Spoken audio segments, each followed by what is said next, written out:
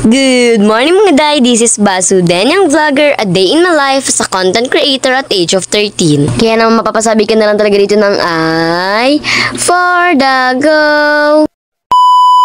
Ang video nga na ito ay nung linggo pa nga, kaya naman nga at naisipan nga namin na magsimba nga for today's video. Gawa nung nakaraang linggo nga po pala ay nagdagat nga kami. Alam nyo naman, ang linggo nga talaga ay family day nga talaga yan, minsan. Char. Ang bihira lang nga po pala kami makapagsimba at nagkataon pa nga na birthday pa nga talaga ni Mama Mary. Naman nga at palis na nga po pala kami sa mga oras niya. Wag nyo na napansinin yung mga pimples ko dyan, bahala na talaga sila magsitago dyan mamaya. 8 o'clock na nga talaga sa mga oras na yan, kaya naman nga at medyo sumisinag na nga talaga yung araw. Mamaya super init na talaga dito. Kahit na nga lang po pala kami sumimba, gawa na meron din nga po pala kami pupuntahan after namin magsimba, gawa na alam nyo na family bonding nga talaga dapat ang Sunday. At after nga po pala ng ilang oras na biyahe, nakarating na nga rin po pala kami dito sa simbahan. Tapos na nga po pala dyan yung misa, pero meron pa naman nga ditong misa na alas 8 hanggang alas 10, kaya naman pumasok na nga kami sa mga oras na yan. So nga namin wala pa nga masyadong tao at nagsisilabas ng pangalan yung mga tao, kaya naman ito si Istram ay behave pa nga dito. Pero miya nga lang talaga naman magiging makulit na naman yan, gawa ng alam nyo na pag nagka-energy yan. After ilang minutes nga po pala nag-start na rin nga po pala dyan yung misa, tapos si Istram still behave pa din talaga siya. Sa kalagitnaan nga po pala ng misa, itong si Easter may kinarga na nga ni Dada at nilalaro na nga, gawa na super kulit na nga talaga ng batang yan. Sige na nga talaga ang takbo palabas. Tapos na nga po pala yung simba sa mga oras na yan, kaya nang bumili na nga po pala kami dyan ng kandila para nga makapagtirik na rin dito ng kandila. Hindi na nga po pala ni Nanay Miling kinabukasan, kaya nang bumili na rin nga po pala kami dyan ng kandila, gawa na ngayon din naman nagsisi-celebrate. Birthday Nanay Awing in heaven nga po pala, miss na miss ka na talaga namin. Marami nga ng tao sa mga oras na nagsisindi ng kandila, kaya naman din na nga talaga kami nakapag-video ng maayos at paalis na nga po pala kami sa mga oras na yan, gawa ng kakain nga po pala kami. Kasi gulat ng kulit si kuya mo, nagutom na daw siya, pero kumain naman kami bago kami umalis sa bahay. Ang tao na to, akala mo naman talaga ay maya nga talaga naman. Gusto niya nga talaga pag nagpadait ay kakain nga talaga kami. Okay lang naman, gawa ng tanghali naman rin nga sa mga oras na yan. Tanghalian na rin nga talaga namin yung kakainin namin. Lang kayo magdatanghalian, gawa ng pagdating nga talaga sa takal, talaga naman napakaraming ang gagawin, talaga naman magsisiluto nga talaga sila mama. Kung nabisi-bisiyan na naman nga sila mama, gawa na magsiselebrate nga kami ng birthday ni Nanay Miling, kaya naman nga at kumain na nga kami para kahit paano may energy nga ang mga person na ito.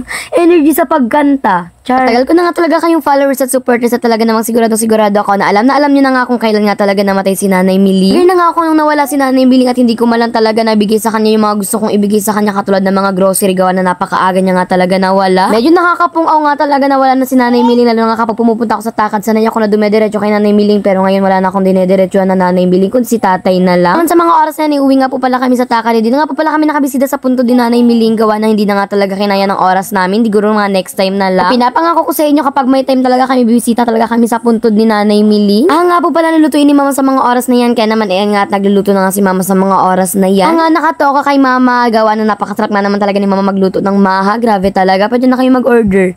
Hala, pinagod ang Mama. Kaya kami masyadong kompleto ngayon, pero at least nandito nga talaga yung mga makaapo ni Nanay Miling. Ako nga po pala, apo na nga lang sa tuhod, tapos si Mama nga po pala yung apo. O diba, pwede ba mag-apo sa bunbunan? Char. Binga ni Mama, ilagyan na nga doon namin ng cheese itong maha na gagawin niya, kaya naman tumulong na ako dyan kahit wala naman akong iaambang. Kapag nagtanong kayo kung may ginawa ba talaga ako, ay meron talaga ako mapagmalaki. Char. Tapos ko na nga talaga si Nanay Miling na nga talaga kapag pumunta ako dito sa takad, gawa ng kada pumupunta nga ako dito, lagi ako sinasabihang sexy. Gawa ng minsan nga kapag kino-compliment niya nga talaga ako, ay nakatawa na nga siya, nakangiti pa. Bago pa nga tayo magkaiyakan, ay maluluto na nga dyan yung maha, kaya naman naglipat na nga ako dito kay Dada, gawa ng gagawa na nga dito si Dada ng panglampia. Ay lumpia pala. Sabay-sabay na nga talaga ang pagluto nila, kaya naman hindi ko na nga talaga lahat nabibidyoan ko ano. Ngayon makita kong ginagawa, yun na nga lang yung binibidyoan ko para may pandagdag ako. Kung na rin kasi sa mga oras na yan, kaya naman alam nyo na, nagmamadali na naman ang mga personability na ito. Ay yung maha at nilalagay na nga pa pala dyan sa lagayan. O diba napakasarap niya, pwede na yan kainin, ay talaga namang hindi pa pala pwede. Char. Labi, malabas din yung layas ka na. Hindi ko naman sa inyo, hindi akong papatalo for today's video, kaya naman kinain ko na nga talaga din yung nasa kutsara ko dito na maha. Napakasarap talaga niyan mga be. Naman paborito ko talaga yan, basta luto ng mama ko yan. Napakasarap kasi talaga, pwede pantinda. Kaya habang kumakain naman nga ako dito ng maha, ayan nga si Mama at magbabalot na nga dito ng lumpia para makaluto na nga raw talaga, gawa na maghahapon na naman nga lang, hindi ka pa kami nakakapag-start. Busy sila, si Mama to nga ay walang ginagawa, kaya naman naisipan ni Mama to na puyudan nga ako para magmukha naman daw maganda ang kanyang dalaga na vlogger. Tipid nga ang puyud sa akin dyan, kaya naman pumayag din ako nga daw na napakatagal ko na rin nga talaga hindi napupuyudan ni Mama to. Parang miss ko na talaga mapuyudan. Diba sabi ko naman sa inyo, halos lahat yan bisi-bisihan, gawa na alam nyo na lahat nga talaga yan mag-aasikaso nga talaga. Kalungkot nga lang talaga, gawa na kung kailan nga talaga sabay-sabay kayo magse-celebrate at sama-sama kami magse-celebrate ng birthday ni Nanay Miling, saka naman siya nawala na. Ngayong 2024 lang din nga po pala nawala si Nanay Miling, kaya naman talaga ngayon nga ay talaga namang hindi pa ako nakaka-move on. Parang pwede pa nga talaga akong umiyak, napapayak din talaga ako minsan. Nga talaga kapag napapanood ko nga talaga sa social media yung about sa mga nanay-nanay nila, naiiyak nga talaga ako. Yung mga lola-lola supremacy nila. Na lumpia na binabalot ni mama ay niluluto na dyan ni Kuya To. Kaya naman naisipan ko na kumain na rin nga talaga sa mga oras na dyan ng siomay. Ay Shanghai pala to. Diba te, wag na bagyo talaga papakita sa akin yung mga niluluto nyo gawa ng bago man lang talaga yan iserve yan sa may gitna. Talaga namang naubos ko na yan. Habang nga po palang kumakain ako ay nagsisikantahan naman nga po pala dito ang mga person. O diba, if ever you're in...